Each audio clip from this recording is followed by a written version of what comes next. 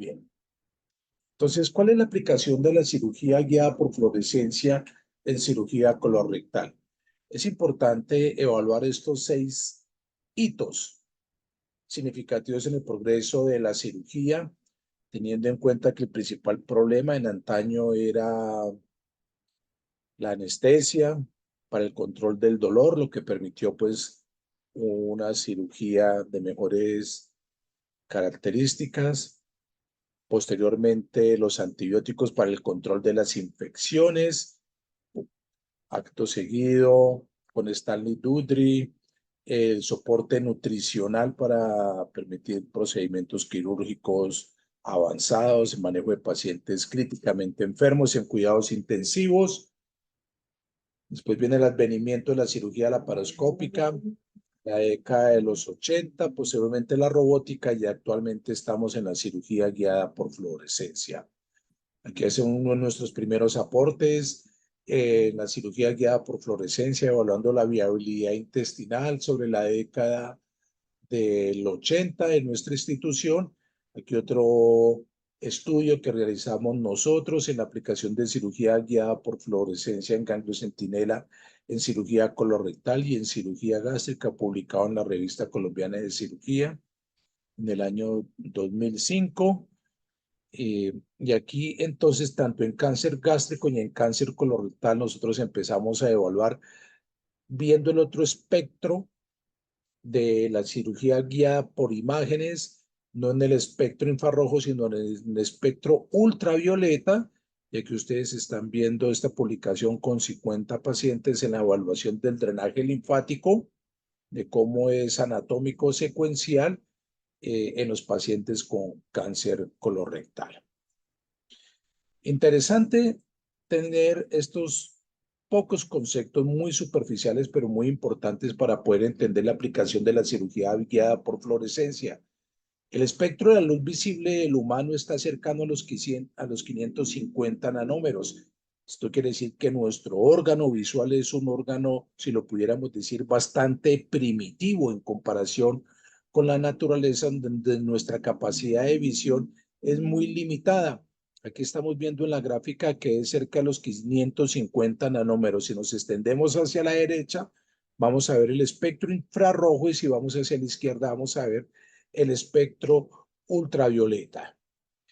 Estos 3 conceptos son muy importantes, la luminiscencia, la fosforescencia y la fluorescencia, pero por tiempo simplemente vamos a hablar que la fluorescencia es la propiedad de reflejar la luz con más intensidad dentro de una corta duración y que al fin de cuentas dentro del concepto físico es el desplazamiento de los electrones en el eje orbital para que permitan una excitación y eso va a permitir, por supuesto, la interpretación de la luz, tanto de cómo se emite y cómo se absorbe y se elimina. La luz infrarroja, descrita por Sir William Herschel, importante decir que el rango y la longitud de onda va desde los 0,7 hasta los 1000 micrómetros y en esencia lo que podemos decir es que esta radiación es emitida por cualquier cuerpo vivo y cuya temperatura pues, sea mayor a 0 grados Kelvin, es decir, el cero absoluto. Esto es muy importante porque esta aplicación desde el punto de vista físico es lo que se va a aprovechar para la evaluación biológica de los tejidos vivos en su interacción con la luz. El verde indocianina, que es la sustancia, por supuesto hay diferentes sustancias para evaluar el grado de fluorescencia, pero la verde indocianina, que es la que actualmente más se utiliza, unas pocas palabras para decir que es un tinte de cianina, que es un polvo liofilizado, pero importante es que su onda de fluorescencia se emite entre los 820 y los 830 nanómetros en su longitud de una de onda que se une a las proteínas plasmáticas y tiene una vida media bastante corta, solamente de 150 segundos. Es importante tener en consideración que tiene una depuración hepática que se une a las proteínas y tiene una excreción biliar bastante rápida. Entonces la biodisponibilidad es completa y se elimina sin metabolizarse eh, a través del tracto gastrointestinal y la circulación enterohepática por eliminación biliar. Si estamos hablando de cirugía guiada por fluorescencia, la interacción con el entendimiento de esta molécula de verde indocianina con la luz infrarroja, es muy importante conocer los principios de las fuerzas de Van der Waals, que son aquellas fuerzas intermoleculares que definen las características de los compuestos orgánicos y es la que van a permitir la adhesión y por supuesto los temas que son interesantes para nosotros, la difusión y la viscosidad. La verde indocianina es absolutamente segura, que es este colorante de yoduro de tricarbocianina y esta propiedad es importantísima, que es anfifílica, como lo vemos en la imagen de abajo, en el gráfico. Esta sustancia anfifílica quiere decir que tiene un extremo hidrofílico y otro extremo hidrofóbico. Y esta propiedad es absolutamente importante en la preparación. Por eso es que por obligación el verde indocianina se debe diluir en solución de agua, porque si lo diluimos en solución salina se va a producir una agregación y si lo diluimos en destroza se va a producir una aglomeración. Entonces es absolutamente claro y se da uno de los primeros tips que cuando utilicemos verde indocianina debemos diluirla es en agua. Después de diluirse es bastante inestable a la luz y con una vida media de máximo 12 horas y una dosis estándar de 2 miligramos por kilogramos de peso con una dosis letal que necesitaríamos aplicar 140 ampollas de 25 miligramos para que se lograra esa dosis letal 50, es decir, que es una sustancia muy segura y los reportes, como estamos viendo acá, de que se presente la anafilaxia o la urticaria es extremadamente excepcional, sin reportar muertes y solamente 17 reacciones adversas en 34 años de uso. Entonces, ¿cuál es la motivación para la seguridad quirúrgica en la cirugía guiada por fluorescencia? Recordemos específicamente en cirugía gastrointestinal y cirugía colónica, el principal problema que tenemos es la fuga de la anastomosis. Que esta fuga de anastomosis, por supuesto, va a tener una influencia directamente proporcional a la mortalidad. Hay cifras de reportes de la fuga desde el 1% hasta el 39%, con un promedio de 8%. Si evidentemente tenemos unas fugas que están por encima del 20%, tenemos que revisar nuestros procesos quirúrgicos, hacer un paro, reevaluarnos y ver qué está sucediendo, porque pues esas son unas cifras que son completamente inaceptables, pero evidentemente en todos los departamentos quirúrgicos y que se realice cirugía colorectal, siempre tendremos pacientes con fuga de anastomosis. Y nuestra principal meta, pues, es tratar de evitar esas fugas al máximo dentro de los factores que pueden ser modificables del paciente, porque bien sabemos que también hay otra serie de factores que no son modificables y que son intrínsecos y que están directamente relacionados con la idiosincrasia propia del paciente y de la enfermedad que está sufriendo. Y por supuesto, pues la mortalidad está directamente relacionada, como lo dijimos anteriormente, con la fuga. Y entonces vienen estas consideraciones de reflexión que son muy importantes. Es este el estudio IVEAS en donde participó México también en este estudio, México, Costa Rica, Argentina, Colombia, y se evaluó todos los eventos adversos de la atención hospitalaria. Y en América Latina vimos en el estudio que se presentaron 10% de eventos adversos. En nuestro juicio, lógicamente, aquí había un subregistro y una selección, y en Colombia fue del 13%. Pero en la gráfica ustedes ven abajo cuál es el costo que generan los eventos adversos. En el Reino Unido, el costo de las indemnizaciones es de cerca de 400 millones de euros por año, pero esta cifra es escalofriante en Estados Unidos con cerca de 29.000 millones de dólares por año como consecuencia de las indemnizaciones desencadenadas por la práctica médica.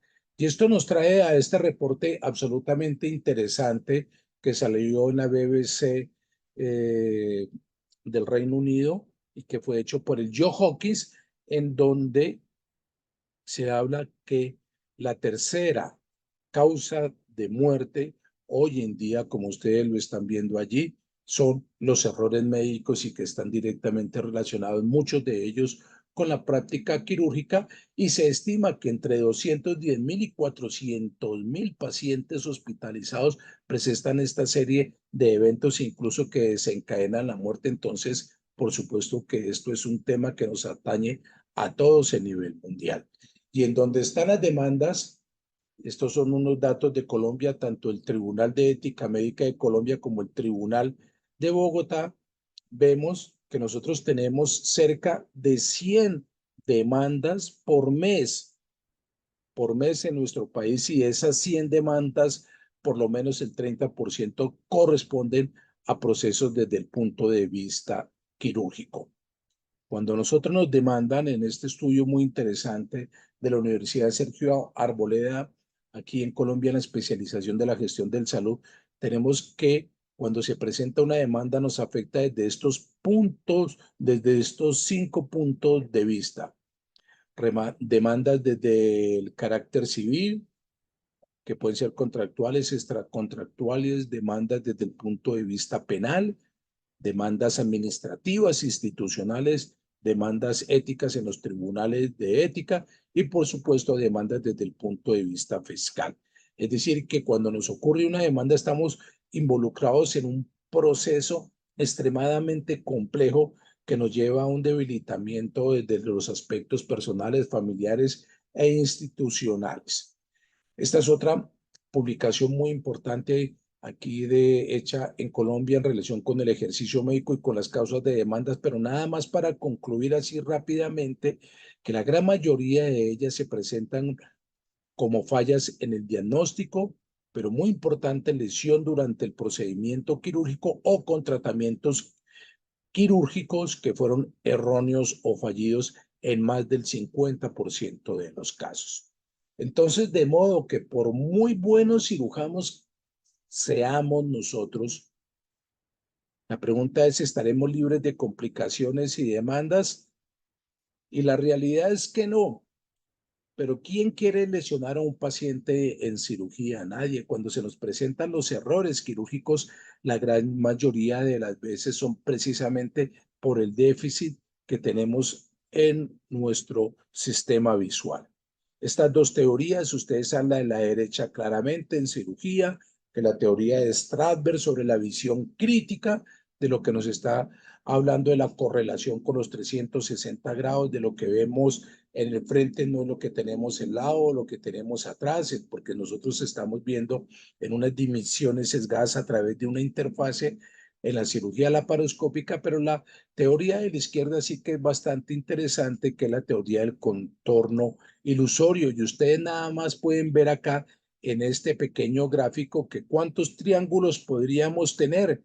Algunos dicen que vemos 2, otros que podríamos tener 6, 8 triángulos, pero la realidad es que no hay ningún triángulo, sino lo único que estamos viendo son 3 círculos, que esos círculos se encuentran distribuidos de una manera equidistante, en donde le falta la quinta parte y nos hace ver unos triángulos que verdaderamente no existen. Entonces, este contorno ilusorio es un déficit visual, que es lo que nos ocurre en cirugía. Y la comprobación de esto es este estudio de cirugía laparoscópica, pero que bien se puede aplicar a la cirugía colorectal, en donde los problemas técnicos visuales, como está en esta publicación, corresponden a más del 50% de los casos, que es lo que desencadena por lo general la complicación. Y si está hablando de cirugía laparoscópica, por supuesto de vesícula, la lesión del conducto biliar, pero en cirugía colorectal pueden ser perforaciones inadvertidas, lesiones de estructuras adyacentes, lesiones por quemaduras, etcétera, que nos ocurren como falta de visualización adecuada. Y es así como la dehiscencia y anastomosis, ya en unos aspectos globales desde el punto de vista quirúrgico en centros de excelencia, puede presentarse entre el 1,2 y hasta el 12, máximo 14% de los casos, pero definitivamente es la mayor causa de morbilidad y desencadena la mortalidad tanto en cirugía gastrointestinal como en cirugía de colon, llevando a niveles entre el 2 al 10%, como es esta gráfica que estamos viendo, una fuga, una anastomosis esófago gástrica de un bypass, o en la derecha una de cirugía colorectal con una fuga tremenda, que es como la que estamos viendo en este sentido. Y las demandas son muchísimas. No es más sino que no se nos presente un problema quirúrgico para que estemos en unos problemas judiciales, personales e institucionales severos. Y aquí, si usted les voy a mostrar algunos de los ejemplos de demandas de fugas de anastomosis, estos en los tribunales en Colombia, en donde son muchas, pero lo preocupante es esto, que esto ya se está generalizando en todo nuestro continente e incluso a nivel mundial. Esto, por ejemplo, es una solicitud que nos hacen a nosotros en la Asociación Colombiana de Cirugía, ya por demandas de aspecto de homicidio culposo por la presencia de la fuga de anastomosis.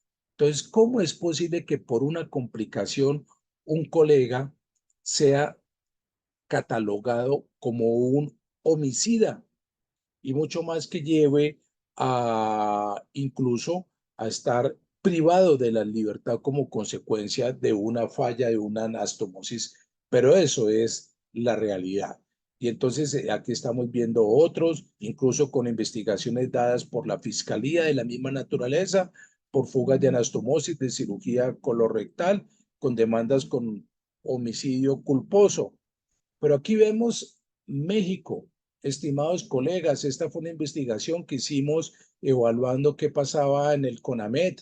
Y ustedes están viendo que en el año 2022 hubo un total en México de 3.642 demandas, y la mayoría es que eran de tratamiento quirúrgico. Por supuesto, era por complicaciones del posoperatorio, en el transoperatorio, o incluso por tratamientos que no son satisfactorios o selecciones inadecuadas. Miren aquí, por ejemplo, las demandas que fueron falladas de carácter inmediato, rápido, en donde la gran mayoría de estas corresponden a procedimientos quirúrgicos de cirugía general con un número que corresponde casi al 20% de todas las demandas generales que se presentaron, incluyendo, por supuesto, en cirugía general, y aquí está en cirugía colorectal o en cirugía oncológica. Entonces, esto es tremendamente preocupante porque, según los dictámenes a finales del año 2022, que fueron dictámenes muy rápidos en el 89% de los casos, cuando fueron desde el punto de vista quirúrgico, la gran mayoría de las demandas eran por mala práctica médica, y que fueron condenados como consecuencia de estas. Y allí se ve que había en los datos subsecuentes un 17% correspondiente a fugas de las anastomosis.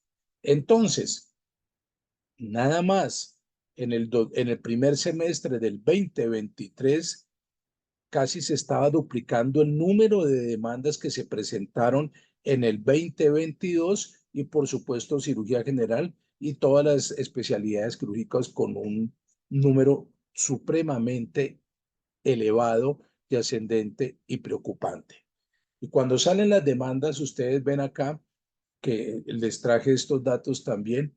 Hay bufetes especializados, como lo dicen acá, expertos listos para ayudar en la negligencia médica en todos los estados de Estados Unidos, de México. Incluso, ustedes lo pueden ver acá en la sumatoria, nos tomamos el análisis y encontramos en México 87 bufetes especializados únicamente para demandas médicas.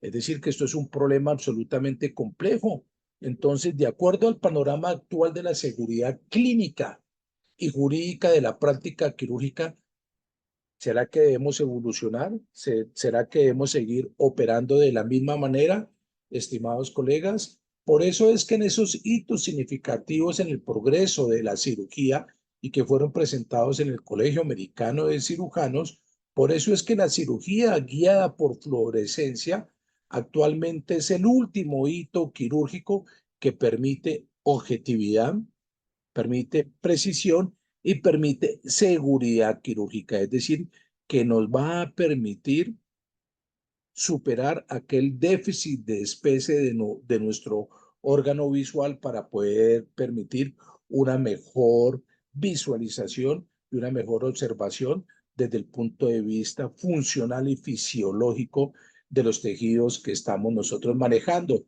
Y no hay que entrar sino al PubMed y ver el crecimiento ascendente de publicaciones en relación con la cirugía guiada por fluorescencia. Ese es el tema que se encuentra en boga con la aplicación en las diferentes especialidades quirúrgicas.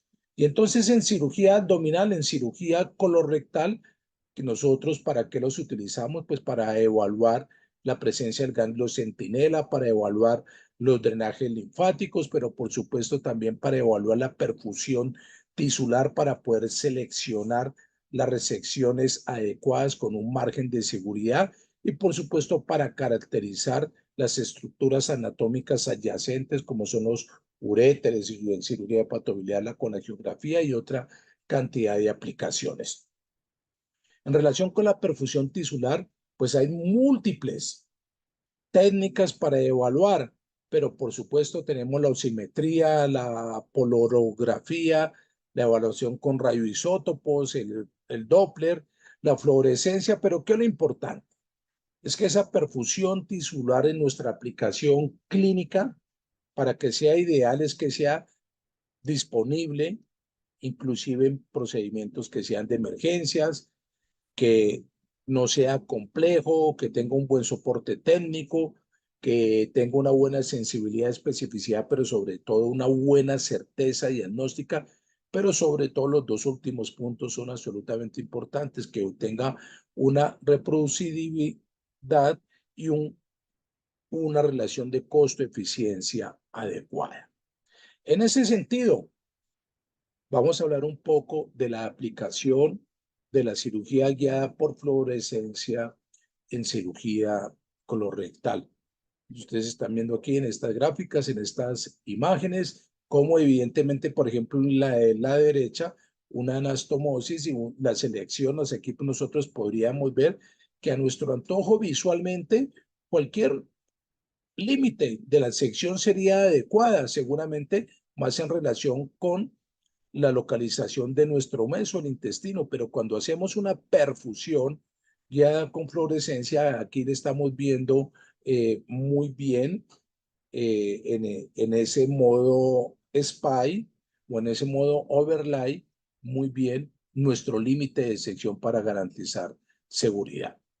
Entonces, ya un primer tip quirúrgico.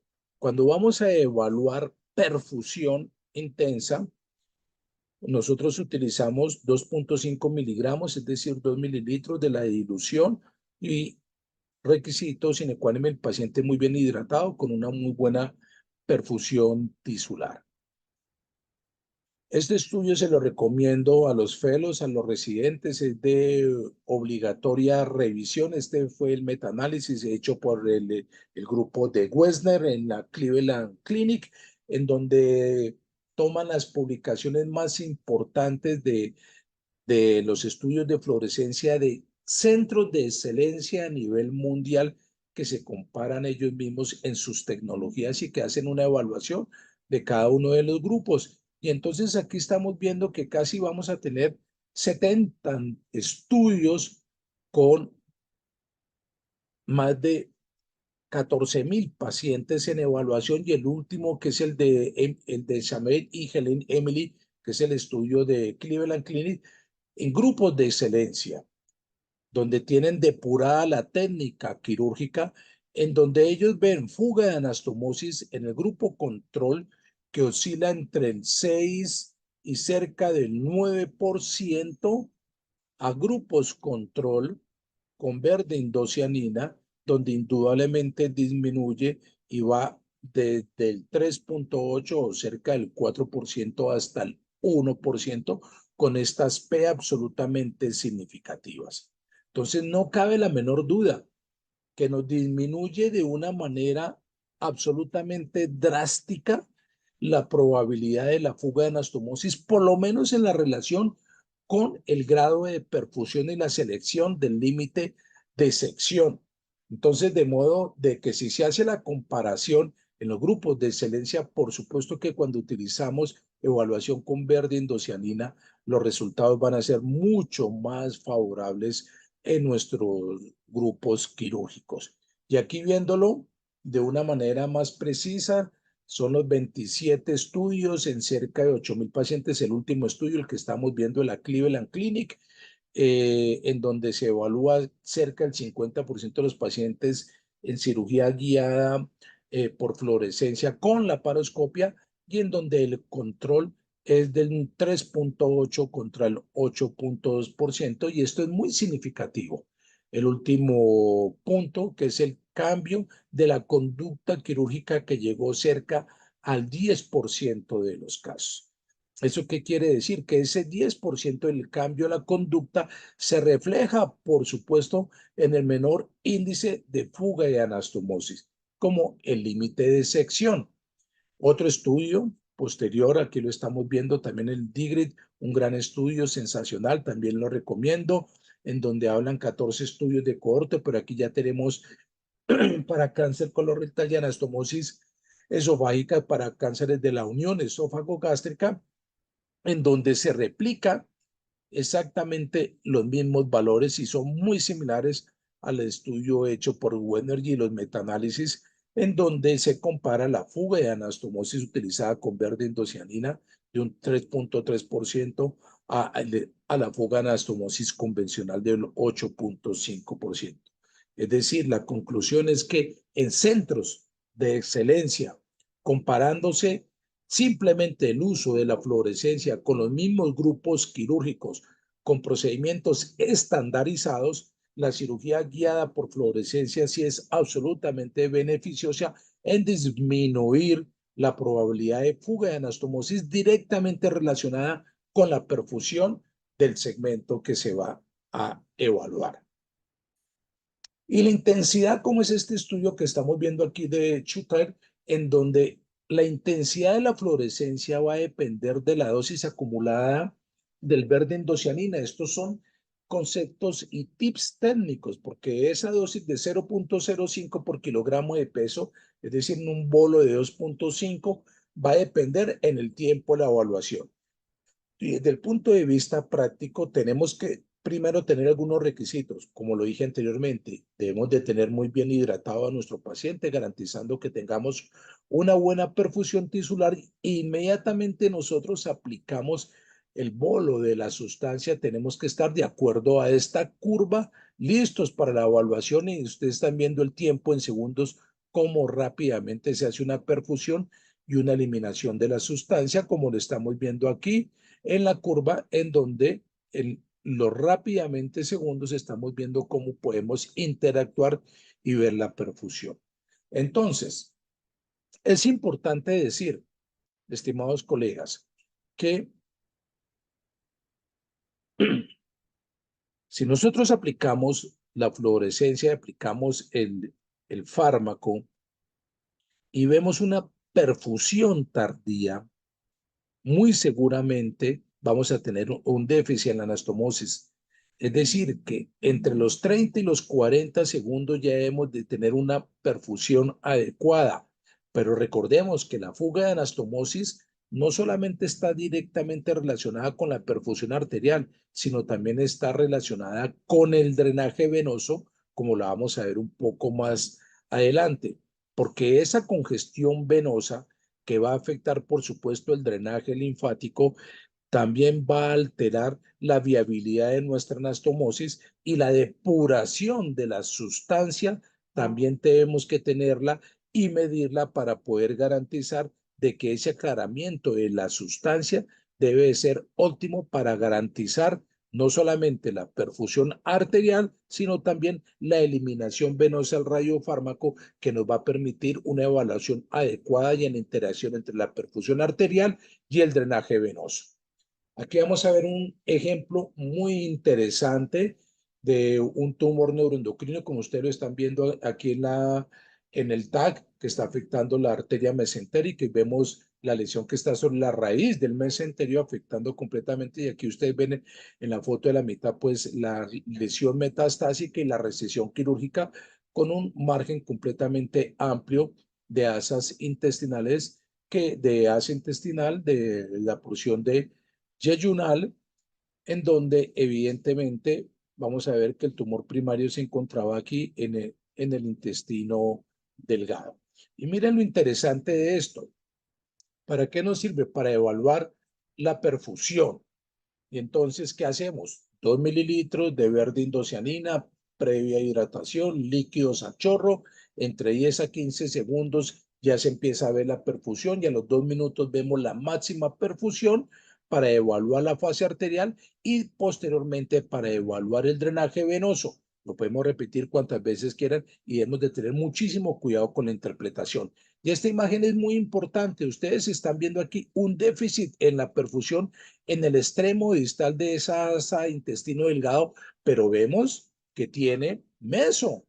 Allí tiene un meso de intestino y ustedes están viendo que tiene un meso y a pesar de que tiene meso y que vemos algo que nos va a llegar, pues vamos a tener un déficit de perfusión que no lo vamos a ver adecuadamente. Y en la aplicación, como lo vemos en este video, ustedes van a ver en el paciente que hacemos la perfusión con los 3 tipos de luz, con el overlay, con el green y con el spice, en donde vamos a evaluar, miren ustedes allí, como el extremo de esa asa intestino que llega al ciego y que es la válvula iliocecal y que no tiene meso, porque aquí vemos perfectamente a la derecha que si llega hasta el meso y en donde está la flecha roja, vemos que no hay meso. Entonces, ¿por qué está perfundido?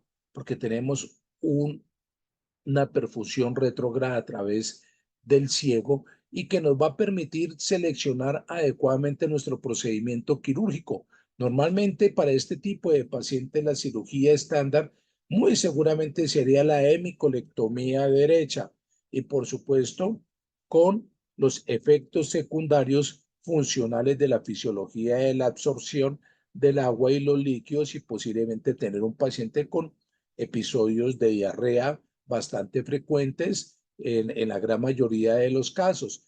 Y entonces, aquí vamos a ver cómo la evaluación de la perfusión, cómo la evaluación de todos esos elementos nos van a permitir hacer esta cirugía, la cirugía de Cleveland, descrita por Víctor Facio, en donde introducimos el grapeo quirúrgico a través de la válvula iliocecal y hacemos la anastomosis en el ciego para preservar toda la absorción funcional del colon derecho en el metabolismo del agua y así permitir un funcionamiento adecuado con una perfusión perfecta como la estamos viendo en este video, en donde vemos una perfusión maravillosa tanto del ciego y del colon como de el segmento de intestino que se anastomosa tal, ¿sí la ves? hacia la Pero perfecto, así cara igual la luz, anterior ¿cierto? del ciego con una Toma preservación foto, por favor. funcional del Por colon ahí del arriba, ahí en blanco, ahí toma foto. un funcionamiento Ahí estás adecuado de tomando la foto. absorción de los líquidos. También es muy importante en la evaluación que cada vez estamos viendo más publicaciones de esto, de la evaluación de la carcinomatosis peritoneal, evaluado con verde indocianina, porque el peritoneo que se encuentra infiltrado, como lo estamos viendo acá, en esta gráfica, que son pacientes también de nosotros, vemos cómo aquí el ligamento redondo, que este es el hígado que está altamente perfundido, el ligamento redondo, pero aquí estamos viendo la carcinomatosis peritoneal, pero el peritoneo que se encuentra libre ustedes están viendo que perfunde muy bien, pero lo que se tiene con carcinomatosis no perfunde. Y entonces esto ha hablado de que tiene un cambio en la conducta bastante interesante, hasta en el 30% de los casos en la disección peritoneal, para poder permitir una mejor cirugía de tipo R0, pero son investigaciones que actualmente están en progreso. Para isquemia intestinal, absolutamente interesante, porque los estudios nos hablan que los cambios de la conducta en beneficio de los pacientes puede ser hasta de un 10 o incluso hasta un 35% de los casos cuando hay discrepancia en los hallazgos bajo la evaluación subjetiva del operador. Aquí estamos viendo un caso, por ejemplo, este es un paciente que tiene un isquemia intestinal por rotación que se lleva a cirugía. Ustedes ven en el extremo superior izquierdo de la lámina de la fotografía del lado izquierdo, en la parte superior están viendo el intestino muy bien perfundido, pero en la parte inferior pues hay una duda sobre el edema. ¿Será que la resecamos? ¿Será que no la resecamos? Entonces aquí necesitamos evaluar tanto perfusión arterial como perfusión venosa. Y entonces al hacer la aplicación de la sustancia, estamos viendo que el elemento que se encontraba rotado y que se corrigió desde la rotación para dejándolo sobre su eje adecuado, y donde estaba encarcelado se logró recuperar poco a poco. Ustedes lo están viendo allí, poco a poco, y se logró preservar esta estructura anatómica intestinal sin necesidad de la resección intestinal. Entonces, la cirugía guiada por fluorescencia lo que nos permite es superar ese déficit de especie visual para permitirnos una mejor evaluación desde el punto de vista anatómico y funcional, que no lo podemos lograr con nuestra visión normal. Por supuesto que vienen aplicaciones futuras. Ustedes están viendo allí aplicaciones, por ejemplo, en cirugía colorectal, como lo estamos viendo allí, con elementos funcionales, como es la tecnología el Iris, como es la tecnología SPY, con nuevas sustancias que ya se van a utilizar, como lo vemos aquí en esta gráfica, en este video, en donde vamos a combinar tecnología de Pudexa, así se denomina, con tecnología Iris para la identificación in vivo. Y entonces aquí estamos entrando a la pelvis y estamos viendo un uréter de carácter permanente con la eliminación de esta sustancia, y al mismo tiempo evaluando la perfusión intestinal o colónica para hacer la combinación de las dos tecnologías, una para evitar la lesión de las estructuras funcionales y otra para seleccionar adecuadamente la perfusión, incluso con algoritmos, como lo estamos viendo acá en la gráfica inferior, que es con algoritmos que el mismo sistema nos lo va a dar, omitiendo la evaluación subjetiva de lo que nosotros creemos ver con nuestra interpretación visual. Entonces, estas son unas tecnologías fascinantes que vienen en camino, maravillosas. Entonces, nosotros, ¿qué podemos concluir? En el momento no hay una mejor alternativa para poder ver lo que no podemos ver y superar nuestro déficit de especie visual. No es moralmente aceptado prescindir de una tecnología superior para garantizar la seguridad de un paciente, aún en costa de los rendimientos financieros, porque definitivamente una complicación mayor que puede llevar a una mortalidad, pues no hay costos para poder subsanar eh, problemas de esta naturaleza. Entonces, la cirugía guiada por fluorescencia se proyecta y actualmente es una alternativa mejor, indudablemente, a la tecnología convencional, porque nos permite superar esas déficits genéticas y de especie en nuestras características visuales, y las aplicaciones quirúrgicas, por supuesto, que son múltiples y se encuentran en construcción, tanto como condiciones quirúrgicas clínicas cada uno de nosotros encontremos. Pero lo que sí es cierto es que esta tecnología es el último avance tecnológico que nos permite tener un mejor desempeño quirúrgico en beneficio de la seguridad y de la precisión para mejorar todavía mucho más nuestros rendimientos diagnósticos y nuestros rendimientos quirúrgicos con menores complicaciones. Entonces, con la alta posibilidad real de una complicación durante nuestra carrera profesional, nos debemos de replantear nuestra técnica quirúrgica actual en beneficio, por supuesto, primero de los pacientes, pero también en beneficio de la tranquilidad de nuestras familias, de nosotros mismos y de nuestra institución, porque indudablemente sabemos que ante una complicación quirúrgica, las demandas se encuentran al acecho y las demandas siempre van en beneficio de lograr una compensación para el paciente. De modo que esta pequeña introducción a la cirugía guiada por fluorescencia, espero que sea de su estímulo para que cada uno de nuestros departamentos quirúrgicos tratemos en lo posible de tener estas tecnologías que indudablemente están mejorando los desempeños en beneficio de la práctica quirúrgica y en especial de la cirugía colorectal. Muchas gracias nuevamente al Hospital General de México, al Departamento de Cirugía Colorectal, de Coloproctología y por supuesto al doctor Jorge Luis de León y al doctor Billy Jiménez por su amable invitación. Muchas gracias.